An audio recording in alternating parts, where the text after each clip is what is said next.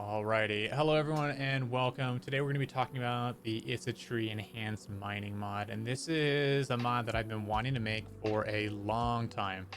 And the reason why is because I've always felt that mining was an excellent mechanic in DayZ for either long-term PvE servers or roleplay servers, just as a natural profession to form the foundation of larger crafting chains. And so when I looked on the workshop for other mods, I found that, really they all centered around these external nodes in the world that you go hit with a rock, hit with a pickaxe, and then you get the ore, and that's about it. And I felt that was a little primitive. Not that it's not great or time or fun. I've definitely built the same type of mod where you hit a rock and you get something out of it, but I wanted to make something different.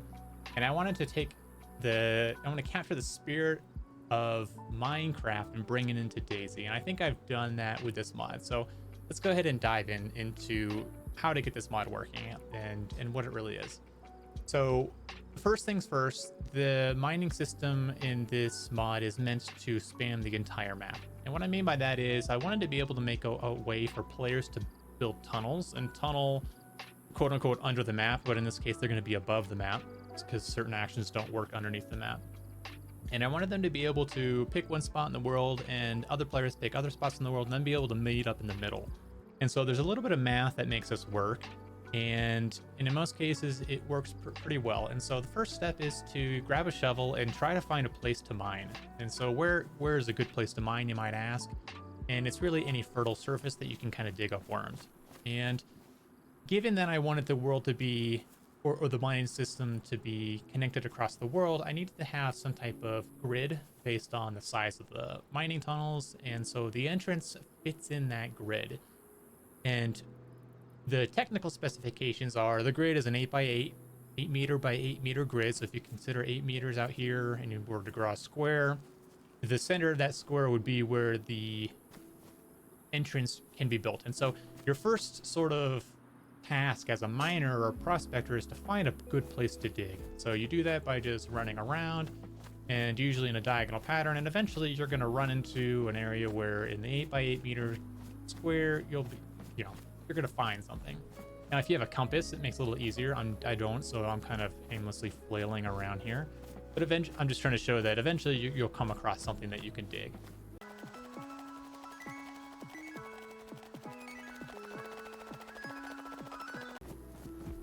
There we go.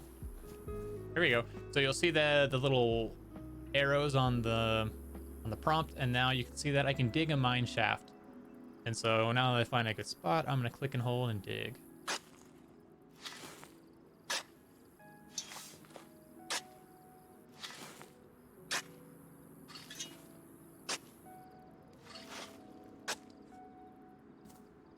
Okay.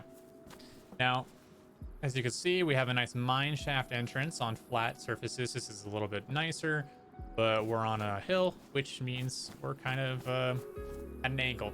And this model might change in the future. I was kind of rushing the end here, but yeah. Anyway, so now we've done our shovel, we have our entrance, and this essentially spawns the beginning of a mining shaft tunnel up in the air. And that destination is configurable by the server administrators. And the important thing though is that once you make an entrance, I can't make another entrance within 100 meters of this entrance. And so that's to ensure that people aren't spamming these, and there's a nice distribution of them, and that like factions or bandits or whatever can kind of control one.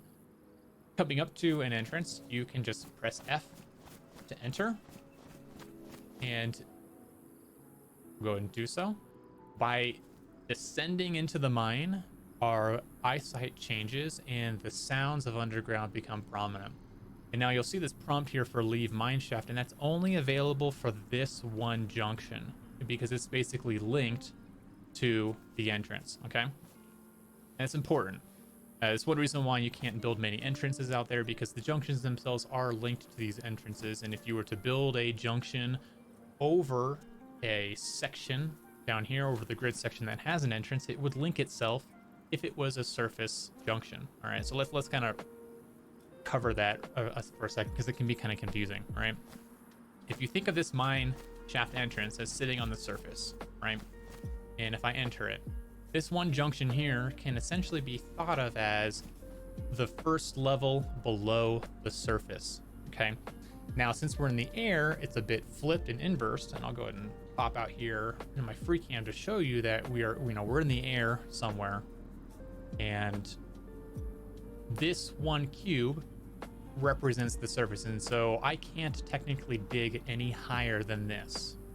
It's just to drive the point home that the entrance and junction is linked at surface level. And so if I were to dig out 100 meters in this direction, and we were to build an entrance right directly underneath it, this junction up here would be linked to the entrance. All right.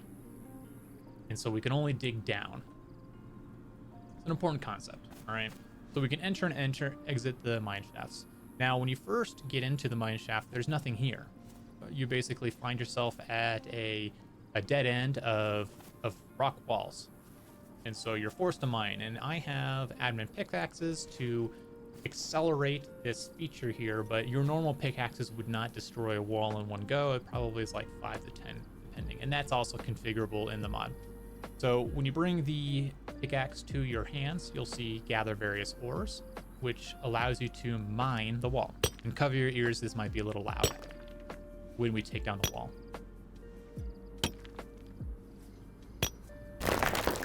Okay. So when you destroy a wall, you get a little particle effect and a sound designating that you've actually removed the wall, and you can move forward, right? And if there was any ore in the area, you'd be able to know by it dropping. And so let's talk about the ore dropping for a second, okay? When the server first starts and you've put on this mod, there are 13 different ores or minerals, gems, whatever you want to call them, and the game randomly creates 10 circles or mining yield areas for each of those. And the sizes are random and the positions are random. And so the circle that is drawn can be overlapping, can be large, can be relatively small. And this is how the game distributes ore on the map. And so it's totally map wide. And furthermore, some of the more advanced ores and gems require depth. And so like a diamond per se can only be mined at the maximum depth. In this case, for default, that would be 500 meters. And so I would need to dig down roughly 500 meters here, and then the ore would spawn down here. Okay. You might have noticed that there's another junction down here. And so the ore itself is generated in lazy time. And what I mean by that is I only create the junctions that are necessary based on how you mine. And that's determined by the inner walls. So if I were to mine this wall here real quick, it would create the junction in this direction. And this is so I don't have to A, generate all the junctions in the world, okay? And B, it cuts down on the load time when you're in the area. And so that's kind of the one major mechanism of building your tunnels out, okay? And for those that are interested, the walls themselves here, this is technically a house, and these walls are doors, and the doors are opening. You might notice that there are these little wooden supports here, and I'm gonna go ahead and gather the ore on that thing. Yeah. Okay. So I'm gonna mine this bottom segment first, just to kind of show you the difference between the first junction, the first tunnel that's created, versus all the other tunnels that are created in the game when you mine. And so when you first create a junction from the entrance, all of the supports are present. So in all the up, down, left, right, forward, back, the wooden supports are here. And that's so that you can not get stuck by mining down. All right. And that's because we are able to dig further down, right? And so you can kind of see that this thing is here. And that's why you're seeing these other things outside kind of just floating here, is because they're waiting for you to support it. Okay, if I didn't have the first one present, you would eventually, as a new player, probably dig downwards and then get stuck and die because there's no way to get out, essentially. So let's go ahead and mine in one direction just to show you what a new fresh junction looks like. And cover your ears again. These might be loud for you.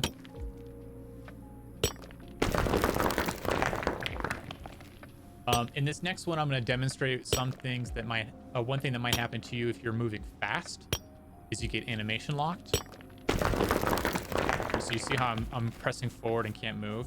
So that might happen, and that's not necessarily a bug. That's really just the fact that these are walls, these are houses, and these are doors, and the doors need to animate open. And so you can't move past the animation. That's just server client syncing. So just take your time, give it a second to update, and you should be fine. Okay. So now we are inside of the junction of a newly mined area, okay? And I'm going to mine this bottom area.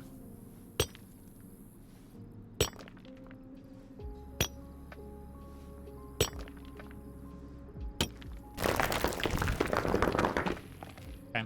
And you can notice that there's no support here like there is back home. And that's because in order to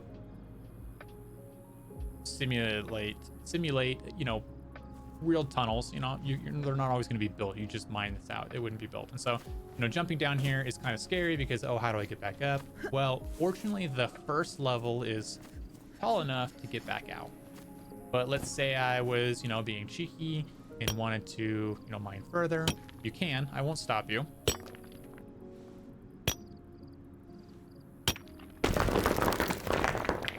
All right. And now I'm too far away. I can't get up.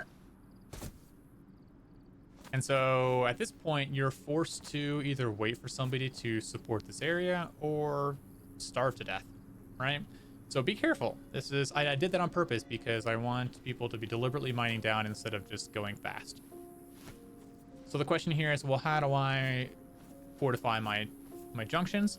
Well, you would do that by using wood and logs. And on here, I'm going to spawn mine in because I can. You will have to most likely pick them up and walk them in. And for the bottom and top supports, you kind of got to get in the corner here to trigger the action. Whereas if you're on the sides here, you can kind of just look at the edge.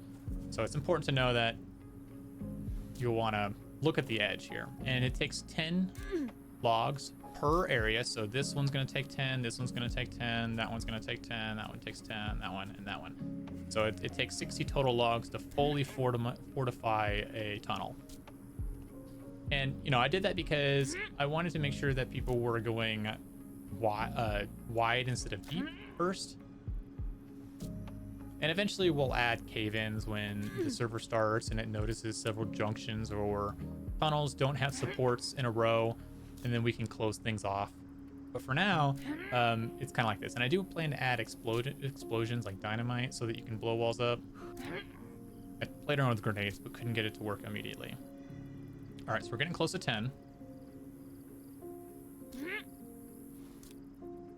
Boom. And now we have the support where we can go up and down. And this is how you'll be able to move up and down between the mining system.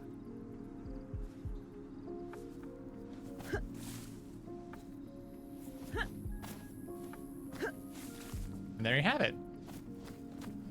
Small behaviors that